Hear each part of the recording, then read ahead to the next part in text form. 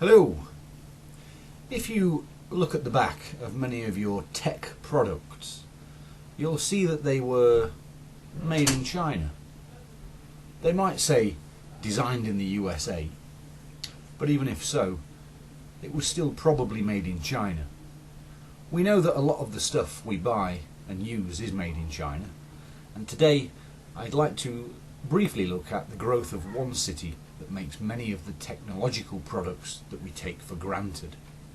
In particular, I'll look at how one particular organisation helps entrepreneurs to take their ideas from just ideas to reality.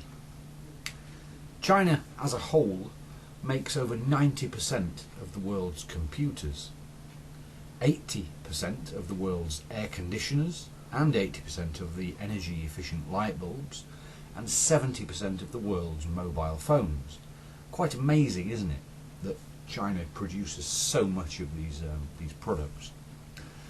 Many of those products are actually made in the city of Shenzhen. To give you an idea of how this city in the Guangdong province in the south of China has grown, just consider its population. 40 years ago it was just 30,000 people. Now it's over 12 million. 12 million! And that growth is built on technology. Shenzhen is known as the workbench of China because so much stuff is made there. This huge growth of the city was made possible by the Chinese government, which designated Shenzhen to be its first special economic zone in 1980. This meant that the city had more ability to trade freely. And trade freely it did, and still does. In addition, because the city is on the coast, it also has one of the busiest shipping ports in the world, behind Shanghai and Singapore. So that gives us a brief overview of the city. Let's look now at this organisation which helps entrepreneurs to turn their ideas into reality. You've probably never heard of it because it doesn't put its name on actual products. It's called HAX, spelt H-A-X, and it calls itself the world's first and largest hardware accelerator. What it does is to support people who have the ideas for tech products to bring their ideas to the market. It does this through a number of things: funding, mentoring, providing a shared office and lab space, giving access to specialised staff to help with design, sourcing of components, and DFM, which means design for manufacturability. Design for manufacturability means that the design must be easy enough and cheap enough to make when considering the price that people will be prepared to pay for it. Now, Shenzhen, the city, isn't just a home to Chinese entrepreneurs. People from all over the world go there to create the next top tech product. Let's look at a couple of the products that are being developed by the HAX team in Shenzhen and supported by its office in San Francisco. The first is a gadget that attaches to smartphones and allows users to print photos directly from their smartphone. This thing is about the same size as a smartphone and attaches to the back of it.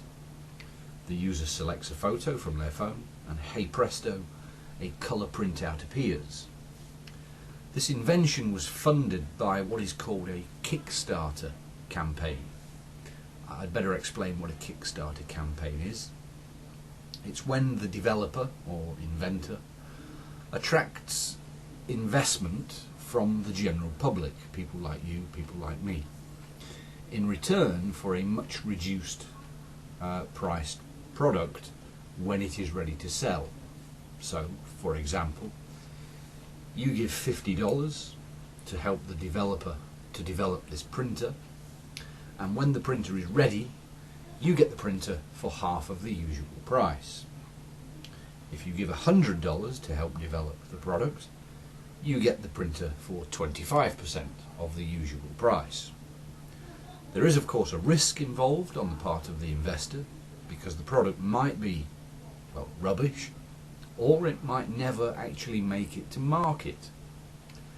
Kickstarter projects are also, I think, known as crowd-funded projects.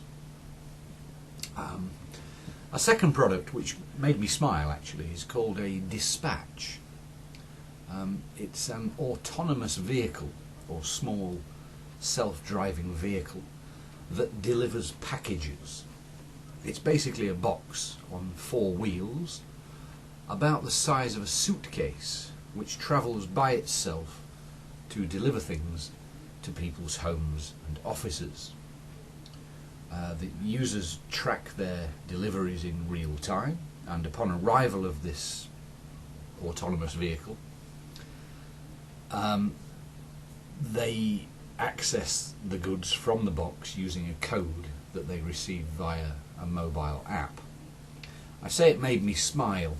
The video footage of this dispatch box shows it in a quiet street and in a park. It is programmed, you see, to follow the paths or the sidewalks. I just wonder how it would work on a street like where I live. Most of the cars park on the paths or the sidewalks, so it's quite difficult to actually walk along them. I wonder how this robot, this autonomous vehicle, would manage to avoid all of the cars that are on the path. I don't know. I don't think we'll see any of them in the next few years, at least where I live. So how to conclude this short talk?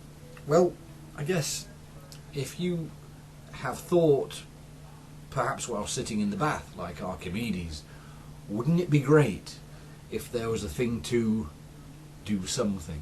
Or why isn't there a thing that does something? Remember that idea.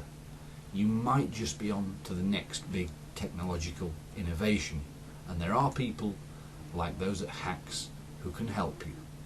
Thank you very much.